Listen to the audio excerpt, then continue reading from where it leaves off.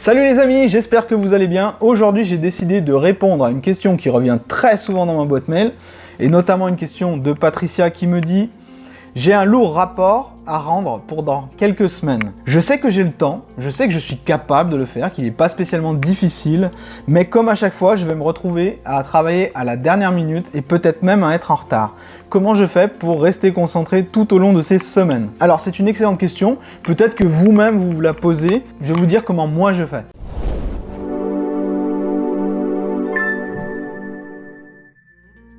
Alors ça tombe bien parce qu'en ce moment, j'ai un énorme travail à rendre pour la maison d'édition Hachette et qui est de rendre un jeu de cartes sur 52 semaines, donc 365 jours de travail à rendre pour une certaine date. Et c'est un travail qui va me demander de travailler tous les jours. Je vais devoir travailler tous les jours si je veux vraiment les rendre dans les délais. Donc la première chose que je vous conseille de faire lorsque vous avez comme ça quelque chose à rendre pendant quelques semaines, c'est de déterminer si vous commenciez aujourd'hui, à quel rythme vous devriez aller pour tenir les délais. Je l'ai fait. En ce qui me concerne, je pensais que si je faisais une semaine par jour pendant 52 jours, j'aurais réussi à terminer mon projet, à le rendre dans les temps, dans les délais. Je me suis vite rendu compte que si je voulais tenir les délais, il fallait que je crée non pas une semaine par jour pour tenir les délais, mais 2 semaines par jour. Donc c'est-à-dire le double de finalement ce que je m'imaginais. Et ça, j'aurais jamais pu le savoir si j'avais pas fait ce travail de répartir par jour combien ça me ferait, de déterminer par jour ma charge de travail idéale en fait. Je dis idéal parce que ça va pas suffire. Vous, je vous conseille de le faire également, c'est-à-dire si vous commencez aujourd'hui, combien de temps ça vous prendrait, mais c'est déjà d'en faire une aujourd'hui. Mettons que vous ayez un chapitre à écrire par jour jusqu'à la fin, et essayez d'écrire un chapitre pour voir également, pour confronter vos suppositions à la vie réelle, si je peux dire, parce que peut-être que vous avez sous-estimé le temps nécessaire, peut-être que vous l'avez surestimé. Dans mon cas, j'ai clairement sous-estimé le temps nécessaire pour créer une semaine de jeu de cartes. Je pensais que en une demi-heure par jour, ce serait réglé. En fait, il me faut plus d'1 heure par jour pour créer une semaine de jeu.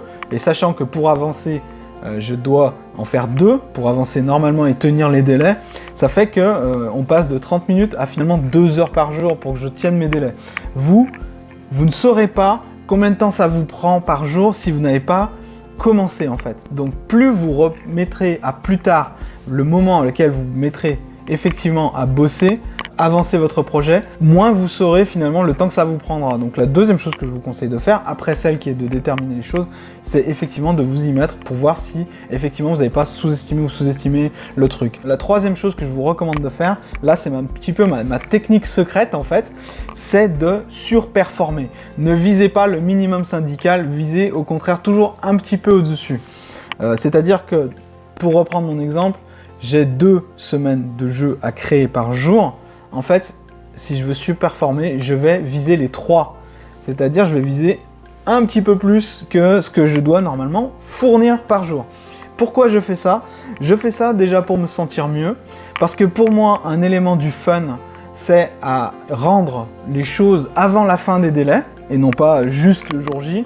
Et je fais également ça, et je vous recommande également de le faire, pour prévoir les imprévus. Si vous avez quelque chose à rendre pendant quelques semaines, comme c'est le cas de Patricia, le truc, c'est que vous allez peut-être tomber malade dans ces quelques semaines. Vous allez peut-être des moments où vous n'allez pas avoir le goût. Vous allez peut-être des moments où vous allez d'autres impératifs qui vont être encore plus urgents que votre projet, qui vont venir se greffer. Et si vous n'avez pas prévu l'imprévu, comme j'appelle ça, c'est-à-dire prévoir des marges de sécurité, vous allez avoir extrêmement du mal à tenir ces délais. Donc c'est pour ça que je vais chaque jour non pas viser les 2 mais les 3, c'est-à-dire viser beaucoup plus que nécessaire.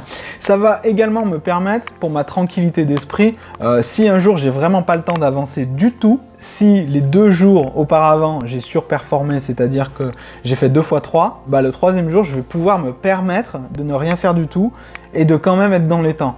Donc ça c'est énorme pour la tranquillité d'esprit, c'est pour ça que je vous recommande de le faire. Également pour la partie fun également, parce que vous allez vous sentir incroyablement bien si vous arrivez à terminer ça avant les délais. Ça donne déjà une extrêmement bonne impression à celui qui attend le travail que vous avez à fournir.